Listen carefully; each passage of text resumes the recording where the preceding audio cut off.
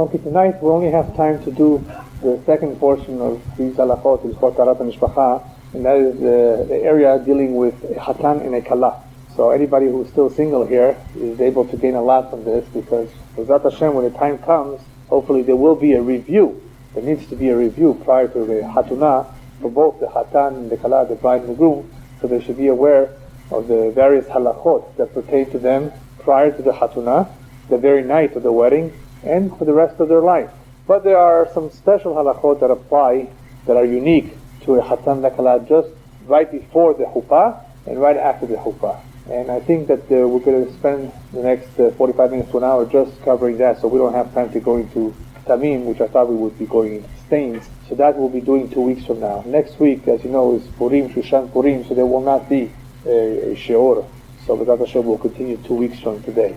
Alright, let's begin with what a Kala goes through right before she's about to get married. As you know, marriage is supposed to be the most exciting time in one's life. The day of the Huppah is supposed to be the happiest day in one's life.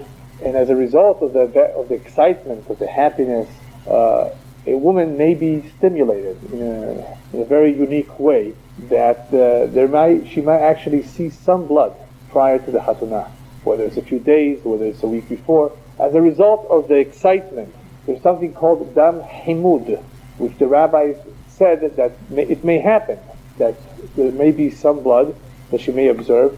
Whether she observes it or not, it may be there. And they made various takanot, various halachot and restrictions for a Kala. And in order for her to overcome those restrictions, she has to prepare herself very similarly in a way that a woman who is a Nida would prepare herself to become clean. Dam Himud, this blood that we call the Dam of Himud, of excitement, of stimulation, is not so much an issue today for a Kala, simply because a Kala, right before she goes to her wedding, needs to become clean for another simple reason. She has never gone to a mikveh. Remember, we spoke about that, I believe, last week, that nowadays single girls do not go to the mikveh until the day they get married, as opposed to during the time we had a Bet HaMikdash, where we had dinim and halachot of tumah v'tahara for a variety of reasons, not just for intimate relationships between husband and wife. So even singles would be involved in the tahara process. So today we don't really have to be concerned with that, but that is one of the reasons why a girl right before her wedding would need to go through some tahara, mihashash that there was dam himud. And today, as a result of her being a real true nidah, regardless of the dam himud, she still needs to do some preparation to become clean prior to the day of the Huppah. It is very important, therefore, that one of the first things a young girl, before she decides on the date of her Hatunah, that she figure out when she expects her period, her mahzor to happen. That's important, because as you will see later on, things can go wrong and mess up all the plans of the day of the Huppah, of the wedding, the night itself. So some preparation needs to go in once there is an engagement to decide when that date will be. Now, before I tell you why that's important, might as well mention that we do have in our generation ways to delay, for a woman to delay her period, and I'm told that it does work somewhat, and that is by taking certain types of pills that delay the coming of the period. And that helps to protect, especially those women who have irregular cycles. We'll be talking, by the way, about cycles, Beset, several weeks from now. That is one of the most important parts of this whole tahara, is for a woman to figure out approximately when the time is coming, so a husband is aware. And that is a whole chapter in itself, the various types of cycles. But before one gets married, the importance of it is only to be able to figure out the date. So if the pills will help to protect, or to have enough time during which one does not suspect that the blood will come, if the pills help to avoid that, then of course one may take that. Not everybody needs to take the pills. If one is able to figure out her regular cycle when it will come out, it's easier for her to plan when to have the Huppah. But I'm telling you this now because that is the first thing that needs to be decided upon, and that decision is based upon when the period is. You don't want to have the period right before the Huppah, because then you're going to get into the complication, which we talk about later, something called a Huppat Nidah. What happens to a woman who is a Nidah during the day of her Huppah? it's a big problem. It can happen, and I'm sure it has happened many times. So in order to avoid that problem of chupat nida, you want to be sure that the chuppah is not too close, especially before. It would be, by the way, a good idea to have the chuppah slightly before the coming of the period. Why? Anybody know why? Why would you want to have the chuppah several days before, not a week before, 2 weeks before? Because as you will soon see, after the first night, especially, if it's a regular night, let me say, I'll be a little more specific later. If it's a regular night, that first night, a woman is sort of in Nidah for 11 days. So if she has the period, her regular period, within a couple days after the first night, she doesn't have to count double. Did you understand?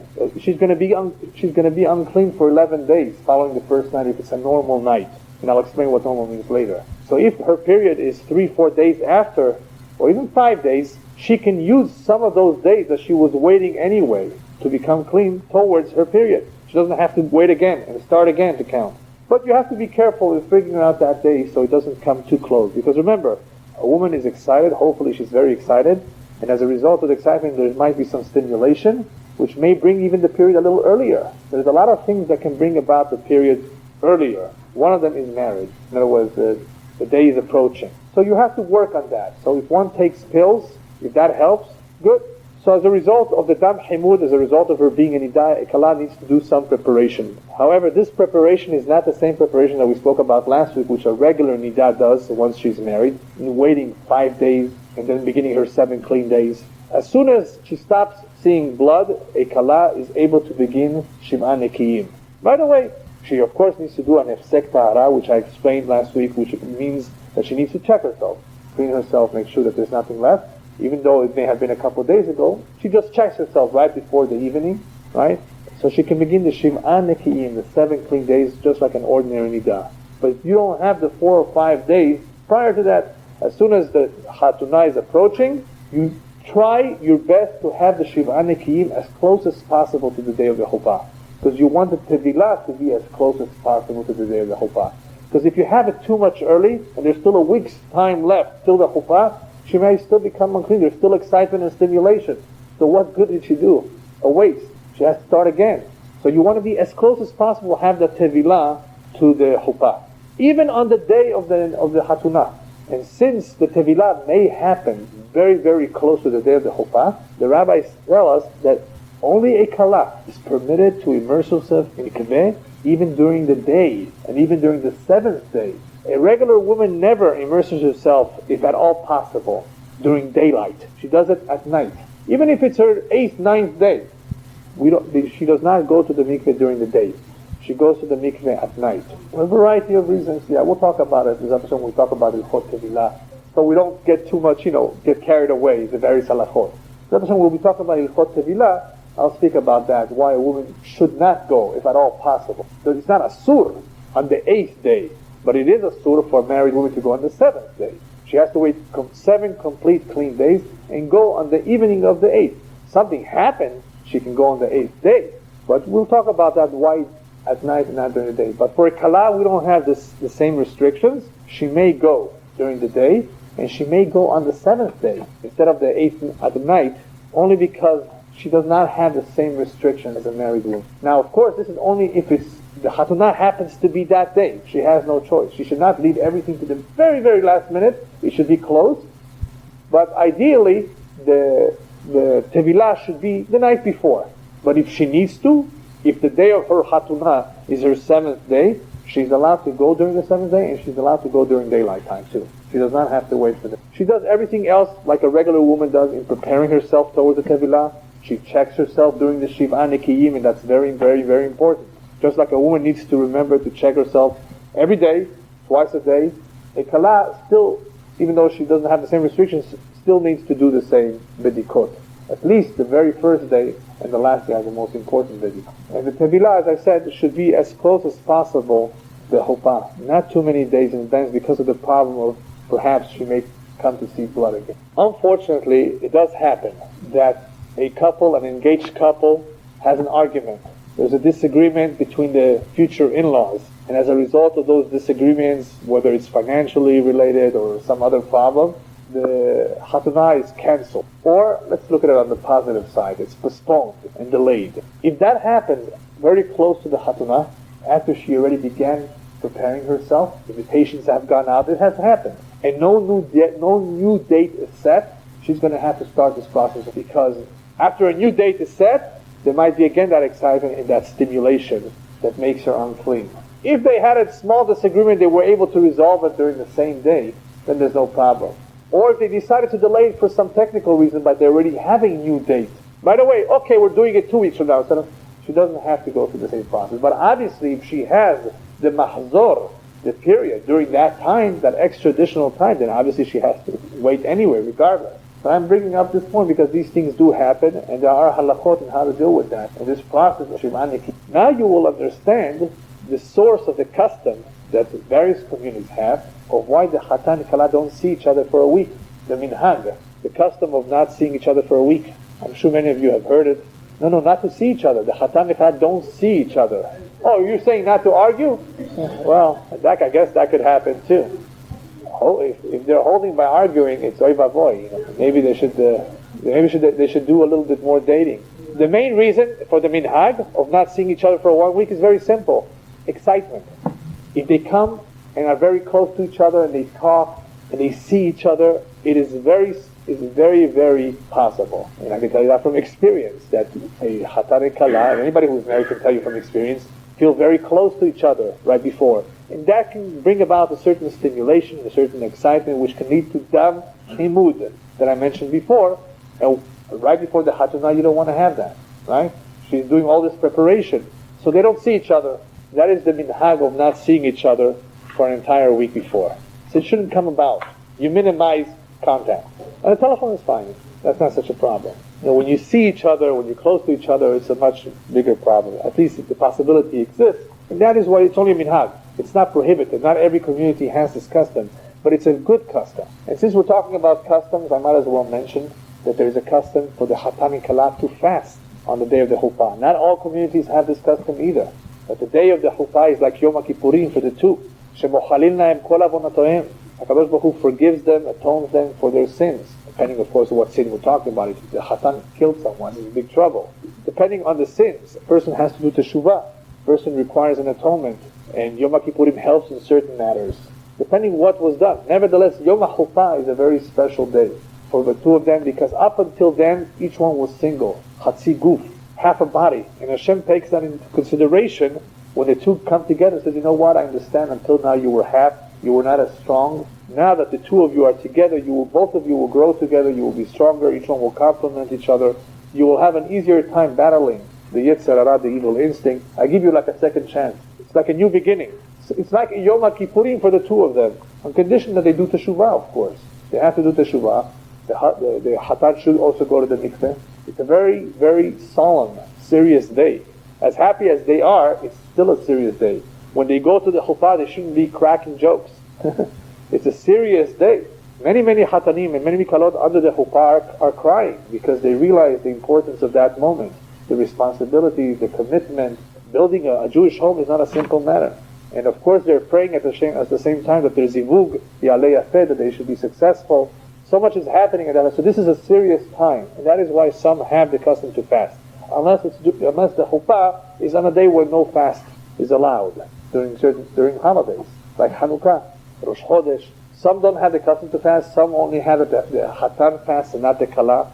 But because this is not a regular fast, you can break it right after the chuppah. Even if the chuppah was a little before sunset, you can eat right away something right after the chuppah. You don't have to wait till the stars are out. So this is an important day, and that is why a lot of preparation goes into it. Not only the tahara for the Kala, but even the Chatan himself prepares himself by learning some of the halachot that apply to him that he needs to be aware of, even though the Kala needs to be aware a lot more. I explained last week that the Chatan has to be somewhat aware of what's going on. So, in case something is wrong, we should understand the meaning of it. Yeah. Believe me, the Chatan and Kala are so busy and excited that they forget about food. As it is, they can't eat. So it's a perfect day to fast. There's nothing to worry about. Nothing. If you have that custom, and it's a beautiful and it's a good custom, nothing until after the chuppah. What is that? Some communities have that minhag, especially amongst Ashkenazim. But even some Sephardim have that custom or adapted that custom. It's a good custom because it's a very special day. It's like Yom Kippurim. You're asking for teshuvah, for mehilah, right? So it's a good thing to do. All right. So they finally get married and they are finally together. Up until that point, up until the chuppah, husband is not allowed to touch groom is not allowed to touch his bride. She's still a nidah. Once they are married as a couple, there was kiddushin, there was chuppah, they are able to be together. There's even a custom that they both walk down the chuppah holding hands, something which is not really done in public too much with husbands and wives, unless of course you're not very orthodox and you don't care what people think about you and if they see you do it. A lot of people just are not modest. But between husband and wife who are modest, observant, they don't show too much intimacy in public, including holding hands. But right after the chuppah, to show that they now are mutar, it's mutar for them to be together. So some have that custom of holding hands as they're walking down from the chuppah. Some have yichud right after the chuppah. Yichud means that they go into a room to be by themselves, to eat, if they fasted, to talk for a few minutes. I'll talk a little bit about that a little later on, about what the yichud is and what happens during the yichud. In any event, after the chuppah and kiddushin, technically they are allowed to be together. And this is a very important area for chatanim and kalot to pay attention, because this does not repeat itself later on in life. This is a unique situation where there is only halachot that pertain to that night or to the following week or two, something that does not recur later on. Because during the rest of one's life, except until the time where there's no more period, there's no more blood, the halachot are slightly different. During that first night, during the following 11 days or so, there are some halachot that are a little bit different than the rest of the time. So let me talk about that. Husband and wife, once they are together the first time, there may be blood, natural blood, called dam betulim, that a woman who is a betula, who's a virgin, may have after the virginity is removed. I'm trying to be as tactful as possible in using... I hope if you don't understand what I mean, you can ask. I can be more specific, but there's no need to explain in detail what I mean by what I'm saying. So after that first time, there may be blood, there may not be blood. Just because there's no blood does not mean she's not a betula. A woman could be a betula and still there's no blood. Anybody know how that could happen? Why isn't there any blood? Shouldn't there be blood? There is something called dam betulim, the dam that comes as a result of a rupture, some skin breaking off. It could be that she's still considered technically a betula, but she may have lost the betulim from having had a fall. There are many ways that can happen where it disappears, or it may have shriveled and dried up early on, as it does with some women. So just because there's no blood, it doesn't mean she's not a betula. There's a second possibility, and that is because whatever was supposed to happen that night did not happen properly. It was not done 100%. It was just not, because sometimes it happens that the couple are nervous, don't know what to do exactly. It just could be that whatever needed to be done was not done 100%. And of course, you're not going to see anything. And that could make a big difference. Because if everything was done properly, and I hope you understand what I mean by that, if everything was done properly 100%, whether there was blood or whether there was no blood, after the husband and the wife are finished, for the following 11 days, she's considered like a nidah. What? Even without blood. Dam betulim is not dam nidah. It is not unclean blood. But because at the time a husband and wife are together for the first time, there may have been some dam nidah along with the dam betulim. Some could have come out. Chachamim said that she should be like a nidah, but instead of the 5 and 7, instead of waiting 5 days until the blood is gone and then beginning the 7 clean days, the cycle of tahara that a kala has is always, for Ashkenazim and Sfaradim, always only 4. She only needs to wait 4 days before she can begin to count her 7 clean days. There are 2 differences, therefore, between a kala and a regular woman who is a nidah. Difference number 1, she does not need to wait 5 days. For those who wait 5, some wait only 4 regardless. But for those who wait 5 days before they count their 7, a kala does not have to wait 5. She can wait 4 and then begin her 7. That's difference number 1. Difference number 2, which we'll talk about when we speak about hafrashot, what a husband and wife cannot do while she's a nidah, One of the things the husband cannot do while his wife is in nidah is to sit on her bed, whether it's laying down or sitting on her bed, whether it's in front of her or not in front of her. He's not allowed to sit on her bed. Not allowed, for sure not allowed to lay down on her bed when his wife is in nidah. In this case, even though she's like a nidah, it's not prohibited for him. If he wants to sit down, lay down while she's not there, just wants to take a nap or whatever, there's no issue. These are the basic two differences in a kala and a regular nidah. So they two have to be separated from each other, whether she saw blood or not, as long as it was done 100%. That's where it becomes a little common. It could be, and I wrote it in Hebrew, that it was not done completely right. And I hope you understand what I mean by that. It was just not done. Nothing happened as it was supposed to happen. It was incomplete, I'll say. As a result of it being incomplete, obviously there was no blood. How does one know if it was incomplete or not? If he suspects that it was incomplete, he needs to consult with the rabbi. Whenever something like this happens, where you have a doubt whether something was done right or not during the first night after the wedding, one should consult with his rabbi as to what he should do. Because let's assume, because it was not done completely, it was not done right, that is why there was no betulim, there was no dam of betulim. It could be that the next time around when the husband and wife are together, there will be betulim. One needs to know the next time around, if he sees blood, what that blood is, where it came from. Because if a husband and wife see blood every single time they're together, it's a big problem. The husband may need to divorce his wife. A man cannot live with a woman if every time he's together with her, she sees blood. It's a big problem, and it can happen.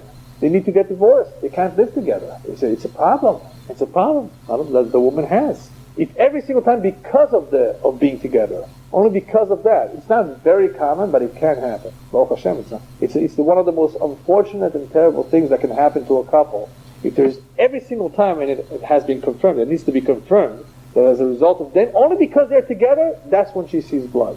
Unclean blood. So anyway, we need to determine if the second time around or the third time around, is there still dam betulim, or maybe it's regular dam. So if the first time around it was not complete, it could be that the second and even the third time there may be dam betulim. What the woman needs to do in case they suspect that this may have happened is to check her sheets, to check this dinim. They see anything, check themselves, check the sheet. If they see any stains on it, because if they see, that's a good sign, because that will tell them, Baruch Hashem, it's coming out. And that, by the way, may take 2 or 3 times if it was not done 100% the first time. So for the first 2 or 3 times they are together, if there is a little bit of blood, it could be done betulim. There's nothing to be concerned about during the first few times. The only time you have to be concerned about is if there was done betulim the first time, then the second and third time, for example, there was no more blood. So you figure, probably it's all gone. And then all of a sudden, a month or 2 later, all of a sudden there's blood again. Now this can't be done betulim anymore. Now we suspect that this could be a big issue. And you know what difference does it make?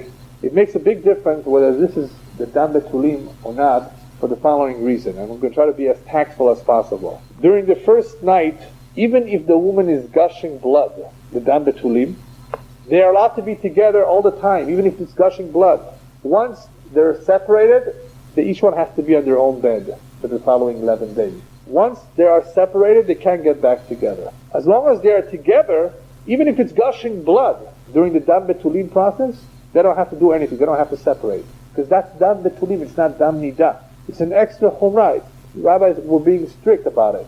So they need to separate after they're completed. They're done. Chas v'shalom. If during the regular time, sometime during the year, after husband and wife are married for a while, all of a sudden, when they're together in the middle, there is blood, that's a very, very serious matter. Because now what are we talking about? Now we talk about dam nidah. And you know what it means? Dam nidah, chas v'shalom, it could lead to isur karet, the tremendous sin. So the halakha is that the husband cannot separate, cannot remove himself immediately. He has to wait until he's relaxed. He can't just immediately, even though he sees blood right away, that moment of separation, if it's immediate, can be problematic. Because physically, it is as though he's trying to find a good word for it. He is having a benefit from that he separates too. So in order that there should be no benefit from the separation, the man has to be completely relaxed. If that ever happens, chas v'shalom, it should not happen to anybody, but it can. You need to wait until the husband is relaxed, and then you separate immediately. If not, chas v'shalom, there is a problem here of nidah and karet. One has to be very careful. That is why it's very, very important. And we'll talk about that when we talk about Veset, that a woman needs to know approximately, and a husband should have an idea of how regular or irregular she is, because there's various limitations of what's the last moment, the last possible day that he can still be with his wife without taking a risk, that exactly at that moment when they're together she's going to see blood. You don't want to be surprised with that. So therefore, as soon as the time approaches, or as soon as you know approximately that it may happen within the next day, you have to be cautious about it. But that we'll talk about when we talk about cycles. Here, it's not as serious because it's done betulim. Therefore, they don't have to be concerned about it. But once they finish, husband and wife separate for the following 11 days. This is, as I said before, whether she saw blood or not. The separation occurs unless the only time there's no separation is if something was not done completely and properly. For that, to be able to determine that, one needs to consult with the rabbi. And if the second time when they're together, and third time, there's a little bit blood again, it could be that this time the dam betulim came, and in this case, all she would need to wait is the same as she would have waited the first time around, 11 days. Because this is dam betulim. You follow me? So the dam betulim if does not come the first time, can happen the second or third time. If that's the case, that is when they would wait 11 days instead of the 12 days. The same halachot of kala would apply to that second or third time. Unless it's her regular period. Then of course she needs to wait 5 and 7. If that's the custom, if that's her custom. Good point. Thank you for reminding me. Even though I didn't write it here, I intended to speak about that. The dam himud that I mentioned, this excitement, stimulation, does not only mean to the first time a woman is getting married. Even if a woman was already married, got divorced, became widowed, even if a woman is already after her menopause, she's an older woman, guess what? There still can be dam himud. There still could be this blood. And there's still, therefore, the tahara process, the shiva nekiyim, prior to the chuppah. You don't have the hafrashot. You don't have the separations of after the marriage, because she's not a betula anymore. Follow me? If a woman is not a betula, you don't have the separation. You don't have it. She's not a betula. When could this happen besides if somehow she's a balat teshuvah, she's not a complete betula? When else could this happen? According to some rabbis, it can happen that a kala, a woman, needs to have the betulim removed by a doctor. Sometimes she has to have it removed by a doctor because it's so hard. There's no way for them to be able to be together normally unless it's removed surgically. If a doctor surgically removes the betulim, most rabbis are of the opinion that they don't have to wait 11 days. But one should never go lechatchila to a doctor to have him do it for him. That's the job of the husband, not of the doctor. And I'm not going to get into why, but it's not a good idea for the doctor to, unless he needs, there's no other choice, the doctor needs to do it, then it's fine, and they don't have to wait 11 days. Some rabbis hold that she still needs to wait, but I think most are of the opinion that if it was surgically removed, you don't have to wait 11 days. Alright, we spoke before about the importance of setting a date. Now you understand perhaps a little bit better why it's important to figure out when the period is coming and so forth, so that if one is able to have the chuppah close to that day of the regular Veset, the regular period, she will be able to save herself some time, because some of the days that she will be separated from her husband as a result of the betulim can be applied or counted towards the regular days that she would wait if she would be a regular nidah. She would need to wait as a regular nidah 5 and 7. She waits 4 and 7. If it's very close, then the days that she already began waiting for the betulim can be applied towards the nidah. Okay, so we spoke about the dam betulim, whether if they come off themselves, or whether it was done by a doctor. The basic difference between those two would be whether you need to wait or not.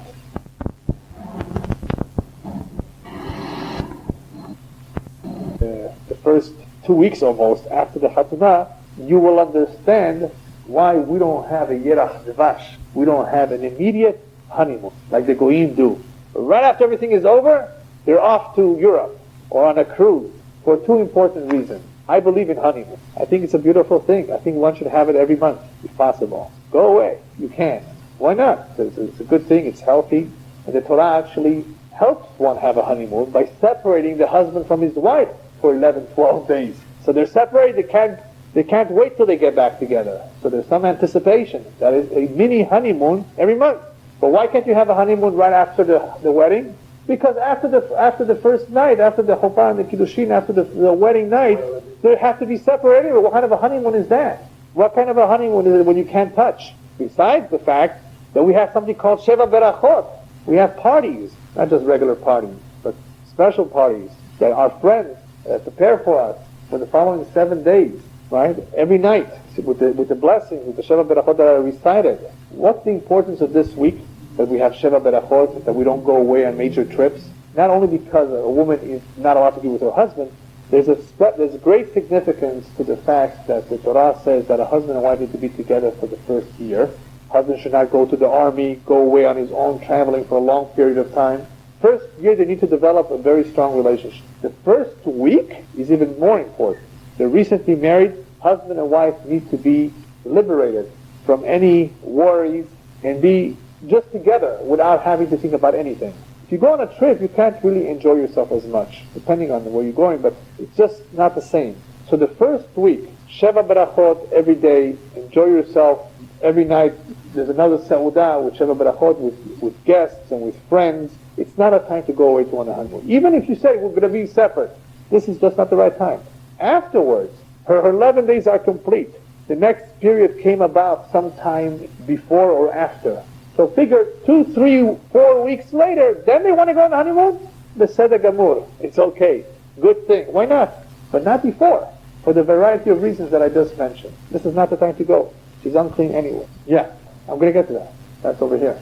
Okay, Zikat Divim, I mentioned a little earlier on that there is a need sometimes to check the sheets, only because it may be that the first time around things were not done completely and properly. So if the second time, whenever they are together again, the second and third time, especially if the Kala feels it's painful, it could be a sign that the Betulim are still there or partially there. In order to be sure, you check this dinim just to see, perhaps a little bit more dam came out, and you can attribute that to the Betulim, and all you need to wait is 11 days instead of the 12.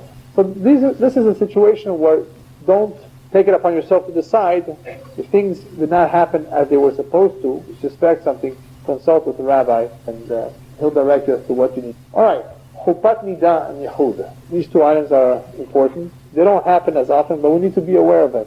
Mentioned before that it's important for a Kala to figure out the day of her chuppah, so it should not coincide too close with the day of a regular period, the menstrual cycle. Otherwise, you run into a problem with something called chupat nida. If a woman is still a nida, she's still unclean during the day of Chatunah, or if on the very day of the Chatunah, or if right after the chuppah and kiddushin, she became a nida. Regardless, the following halachot are still the same. There's only one difference. If she became a nida after the chuppah, some of the halachot do not apply because it's already after the chuppah. So let me perhaps begin with the example of a woman who's still unclean prior to her chuppah. So the chuppah, in the chuppah, she's still a nida. The basic halachot are as follows. Since she's a nida, the husband cannot give her the ring, stick it into her index finger as the custom is. He's not allowed to touch her. Now, because this is not an ordinary situation, this is after all the day of the chuppah, this is in a public gathering, the rabbis allowed for some lenience, and that is that he's allowed to give her the ring at the edge of her finger, and she inserts it all the way. Ordinarily, while a woman is a nidah, a husband has to be very careful that he doesn't hand things over to her, that he for sure doesn't touch her, and we'll talk about these halachot later on. During the chuppah, because it's a public place, there's a lot of people, and it is a unique situation, he has to give her over the ring, he has to do the kiddushin. They allowed him to, if it's done with the ring, to just put it at the edge of her finger, just not touching her finger, but putting the ring at the edge of the finger and letting her slip the ring into her finger. If you were to use a coin, he would drop the coin into her hand and not touch her. He has to be careful not to touch her. Since one has to be careful not to have any physical contact while the kala is a nidah, once the hatan drank the wine on the chuppah, instead of giving it directly to his wife to drink, as would be customarily done, he gives it back to the rabbi who made the berachot, and he gives it to the kala. These are the basic differences. This is what you need to be aware of, what happens underneath the chuppah. Another important thing is that if this does happen, that the woman is unclean during the day of the chuppah for whatever reason, be as discreet about it as possible. Discreet means as modest, as quiet about it. Don't publicize it. Ladies and gentlemen, it's not nice. He mitbayeshet. She's embarrassed. Everybody will know, oh, that means they can't be together. It becomes a balagan. You're not supposed to. Chas v'shalom. When we talk about Hilchot Tevilah, I'll also go through this again, because this also applies to the night that a woman goes to the mikveh. Nobody's supposed to know about it except her husband. No one. Not her mother, not her sister. No one, especially not the children. And it's something very difficult to hide. Mommy, where are you going? So B'ezrat Hashem will talk about it, what to do. But it's important that it be done with tzniut, that other men should not see and walk by that mikveh and see who's going in there. All right, we'll leave it when we talk about Tevilah. Anyway, so this is something to be sensitive about, to be careful about, not to publicize it, and to do whatever needs to be done discreetly, so people do not become aware that she's a nidah. Now comes the difficult part. If she is a nidah during the day of the chuppah, if you could have postponed it before, then you postpone it, but usually this is the last moment, you can't postpone it, and there's no need to. All that needs to happen right now is that the husband and wife cannot be together, but that's not enough. It's not enough that the husband and wife are separated. They have to have shomrim. They have to have guard. We're afraid if they are in the same house for the following few days, there might be contact in the same house. They can't resist. It could happen. We're only human. So because of that problem, that issue, husband sleeps with one of the children in the house, or if he has a friend in the same room. His kala, his wife now, sleeps in another room with a shomeret, with a little girl, not an infant, but a good, reasonable age where you wouldn't want to do anything in front of them. These are called shomrim. Each one has a shomer, so they shouldn't come to do anything which is asur. That is the halacha of chupat nidah. If the two are sleeping in separate homes, then we don't have to worry about shomrim. The problem is only if you're in the same house. Some require, by the way, 2 shomrim for the chatan. Some say 1 shomer is good, especially if the doors are locked. If the doors are locked in the same house, 1 shomer is good enough. But you need to have shomrim. The same happens in the cheder yichud. Cheder yichud, which Sfaradim usually do not do, because for them the whole chuppah is the yichud, it's called the whole kiddushin. For Ashkenazim, after the chuppah they go into a room, they spend a few minutes, they talk, they eat, and that's an important part of the chuppah of the kiddushin. If she was a kala, if she was a nidah during the chuppah, so that yichud cannot be a real yichud. Yichud means to be together by yourself, in a secluded place. You cannot be in a secluded place by yourself if the kala is a nidah. If a woman is a nidah, we're not afraid that her husband is going to touch her. Why? Because he's already used to her. He's fine, she's a nidah, I'll wait a few days, no big deal. They already got accustomed to each other. Hatan for the first time, the kala for the first time, they're not accustomed to each other yet. If she's a nidah, they may have a difficult time being separated. We need shomrim. But when it comes to the cheder yichud, you also have to have somebody inside, or have people standing right outside with doors unlocked. You have to have it in a way where it's not completely secluded, because if you can't be yichud. Some say you can't have yichud even during the day. You can't just be together by yourself in a place which is secluded even during the day. But the main chumrah, the main problem is at night. So if that ever happens, chas v'shalom, it shouldn't happen. It's not too, convenient. If it does happen, not to worry. Everything will work out. Just be patient for a few more days, and just follow the halachot that apply during that time. If it does happen, of course, one should consult with those who are familiar with the halachot that apply to this particular time, because she has to follow the halachot of nidah, waiting the regular 5 days and 7 days. Yes. No, not everybody follows you into the room. Okay, so after everybody is gone, you bring somebody in. There's a lot of ways to hide all sorts of things. Yeah, the rabbi is allowed to know. There's 1 or 2 individuals who are close to you, they may know, so they can tell you what to do. We're talking about publicizing and letting everybody know. That's not right. It brings busha, it brings embarrassment to the kala unnecessarily. There's no need to do that. Okay, that basically does it for a kala, for the halachot that apply to a chatan and kala. B'ezrat Hashem, 2 weeks from now, we'll go into the halachot that apply to ktamim, stains, and if we have time, and that's also a very, very complicated area.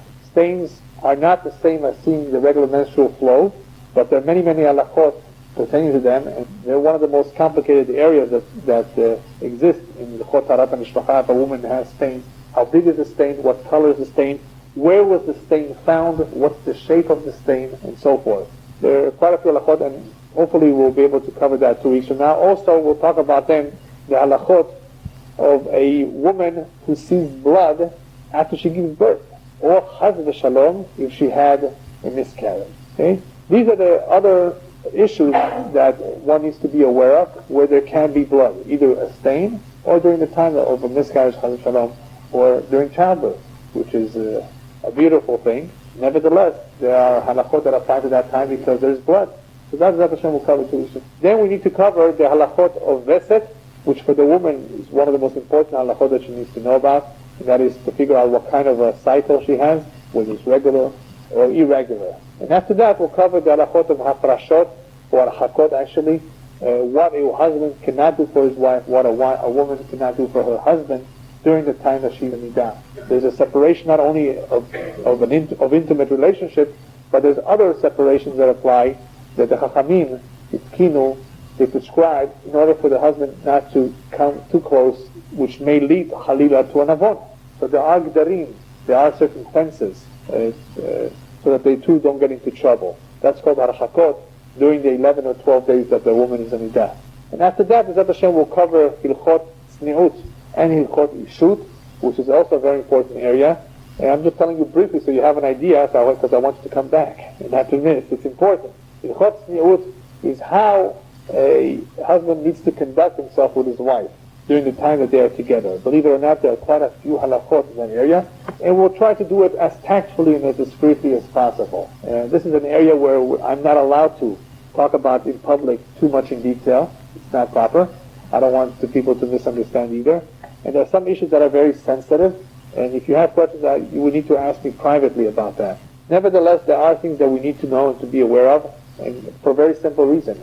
That relationship between husband and his wife is very special, and it has to be done b'kedusha, because after all, one is bringing down a neshama from the shamayim. So it is a very critical time, it is a very special moment, and it needs to be holy. And so there are halachot that pertain to this particular time. And there are also halachot that pertain to yehud, which means a man being with other women in a secluded place, in a locked place, that one needs to be aware of. Since all of this is related, Bezat Hashem mentioned that too. Any questions? Bezat Hashem, right before you become a hatan or a kala, you will need to review these halachot, and usually this is done with, for a kala it's done with a woman who goes through the whole process, approximately what I just did, plus the various halachot that we did last week of how to do the hefsek tahara and what to be aware of during the time that she's in nidah. Husband also needs to be aware of a little bit of what to expect right before he becomes, right after he becomes a chatan, right after the engagement, a couple of weeks or so before his chatunah, he should review these halachot, even if he knows it, and he already heard them now, he should go over them, because this is one of the yesodot of a Jewish home. Kashrut, keeping a kosher home, a kosher kitchen, family purity laws, and Shabbat. These are the yesodot of a Jewish home. It's important to know, of course, the halachot about what blessings to make and what you eat. It's important to know the halachot about mezuzah and about tefillin and about tzitzit and about a lot of other things. So these three areas, kashrut, taharat mishpacha, and Shabbat, are the most critical areas, and one needs to be as much as possible familiar with the halachot. Shabbat is very extensive, and that is one area that we continuously read and learn about throughout our lives. We never finish. Taharat mishpacha does not apply until the very last day. I mean, it only applies until as long as it's applicable that a woman is in nidah. Nevertheless, it's a very, very important area, because Khalila, we don't want to be nichshalim, we don't want to fall into the trap of miscalculating and committing a terrible avon, which is isur kareh. So it's important that one know the halachot well and be aware of it and not take any chances. Bezat Hashem will continue after putting 2 weeks from now.